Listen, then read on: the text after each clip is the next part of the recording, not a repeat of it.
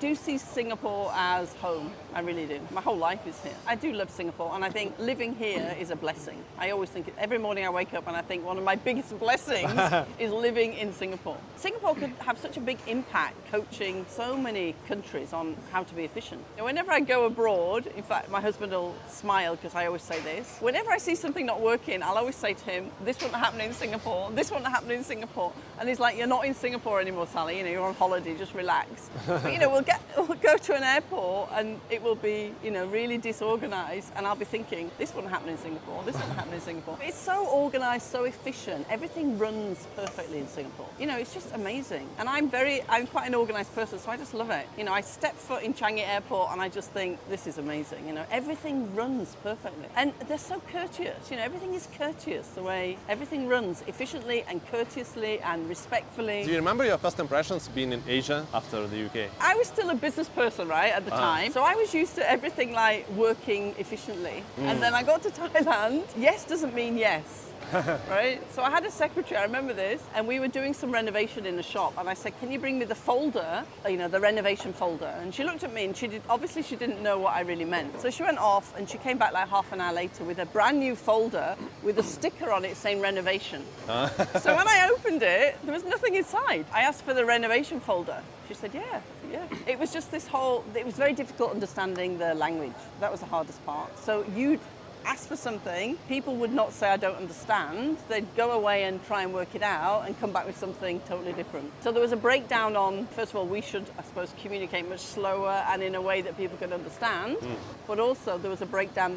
People didn't like to say, I don't understand. In Asia, this is the thing, like you don't want to lose your face. This is the thing in Japan, let's say, and like in many Asian cultures. Do you feel like in Singapore it's kind of similar or no? No, I find particularly the people that I work with in Singapore, they're absolutely on the button, they deliver. I've had no issues, which is one of the reasons I love it here so much. The people are great, and English is great here, yeah? Yeah, English language, I mean. Yeah, I haven't had many challenges here, whereas in Thailand, it was one challenge after another. In fact, I came to Singapore on holiday for a weekend, and I remember I stayed at the Fullerton Hotel, and I was walking along by the river, and I remember thinking to myself, of all the places I could settle, it would be here in Singapore. So it was almost like you make a statement and then a few years later it sort of all came together. Can you make a comparison between Bangkok and Singapore? 3 biggest differences, let's say. In Bangkok, anything goes, right? It's just crazy, right? Anything goes, day or night, Bangkok. You can buy anything on the street, anything goes. So that's a big difference. So Singapore's a lot more regulated, and I quite like that. As you get older, you don't want to be walking out of the street at 2 a.m, bars are full of people, very rowdy. So that's a big difference for me. And the pollution. Bangkok was very polluted, whereas Singapore isn't polluted. But there's sort of a wildness to Bangkok that, a lot of people like. The markets, the Chatuchak market. I think Singapore misses a little bit of the wild side because everything is nice and organized. So it's, you can't have it both ways, I guess. Did you have any cultural shocks that something memorable for you in Asia or in Singapore particularly? The biggest cultural shock is always the weather, because when you come from 4 seasons and you're so used to seeing the seasons change and the flowers change and the fruit change, and then you come to the equator where there's just one season all year round, that's a really big shock for me, because it's like you don't even know what month it is sometimes. It could be January, it could be March, it could be August, it's all the same. When you go back to Europe, definitely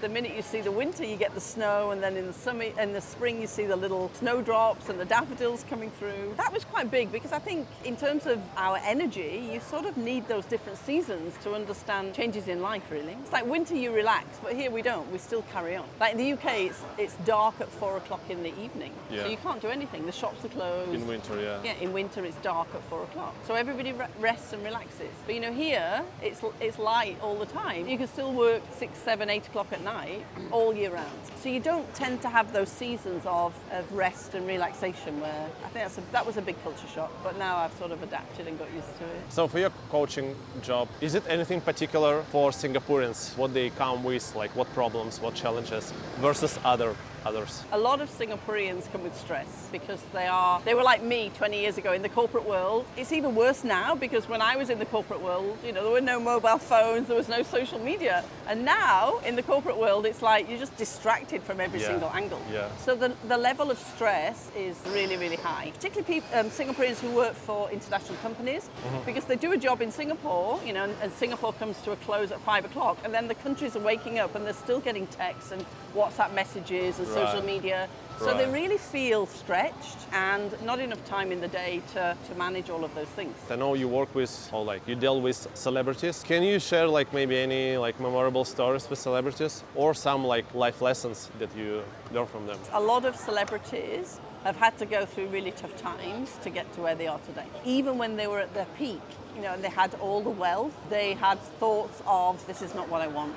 I'm not happy with this. I've lost my ability just to walk on the street and be normal, right? Because suddenly everybody wants a piece of them. They lose their freedom, and if they don't have a strong mind, that's when people, the drugs come out and the parties come out and the suicidal thoughts come out. Everybody looks at celebrities and they think they've got this amazing life, but unless they have a strong mind, it's quite a challenging life because you have zero freedom. It's like we couldn't sit here today and talk like this. Everybody would be like taking photos and coming and touching you and wanting your autograph and doing all of these sorts of things. Now, the joy of Singapore is like the press here, they don't badger people. So I've had some of my celebrity friends, clients come to Singapore and they love it because they can walk the street and nobody badgers them.